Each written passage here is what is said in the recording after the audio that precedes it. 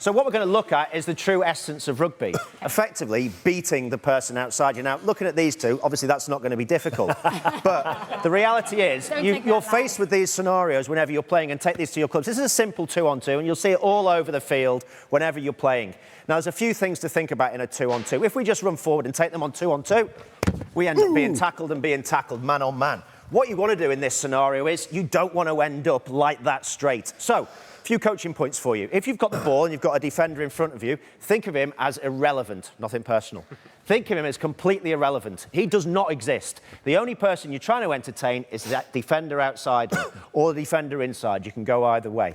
And that scenario works out like this. You step him, you move, and all you're doing is moving towards this defender and looking at a few key points. And those key points are, if you come around this way, you've got the ball in hand.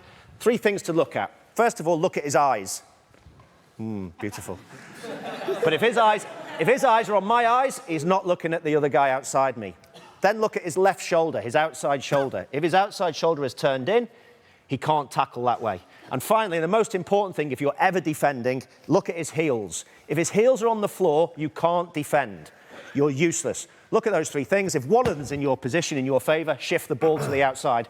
But this is useful, actually, Lawrence, all over the field. If we can get our 2 attacking sides into position, let's look at the scenario then of the forwards, Lawrence. We're seeing this a lot. A forward pick off a 9, put it under one arm and just run, trundle with his head down, particularly if they're English, into a load of traffic. You don't like that, do you? No, I don't. And it's not something we necessarily see very often. But for me, obviously, if it's static ball, then you need to have that scenario where the forwards hopefully pick a space in between the defenders. But what I really love, particularly from the big back row forwards or the centres, and this is where we saw in the Leinster tries earlier on, the likes of Devon Toner, Furlong, they're not catching the ball standing still. They're coming onto it at pace. They're using footwork in front of the defenders. They're looking for the offloads around the corner.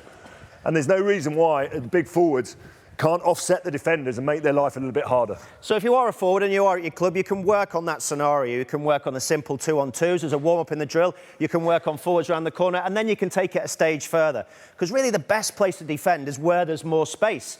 Just because we're in the Northern Hemisphere does not need, we need to truck up into big defenders and be double hit all the time. So what we're going to do now is we're going to try and create a 2-on-2 scenario, but we're going to double load one defender. So if we take it through, all we're trying to do is isolate this guy here, the 4th defender. These 3 are all irrelevant. They don't exist, but you want them to make them feel special, so you're special. Well, I'm going to hold them defensively, Austin, because you're going to have 2 runners inside you that are going to make these guys look a little bit more interested in us. If back rows can't get high tackle scores, they don't get turnovers. So we get on the outside of them, and we just try and load this guy with a short ball or a wide ball, so he's double loaded. Now, if we bring in another attacking side, Lawrence, we can see what that does from a defensive point of view. For this guy, is often a 10 or an 11 or, you know, one of the outside backs defending, not always the biggest guy. You're trying to isolate him. So if we stay in position here, what he's thinking of, he comes forward. Lawrence has got the ball. He's worried about the ball. Then he looks late. He's got 2 defenders to pick off, and he doesn't quite know which way to go. And if you can do that right on the tackle line with the ball in 2 hands, you've done most of the damage you can in attack. That's really good stuff. Thank you very much, Austin and our demo teams. That was superb. Thank you. Well done.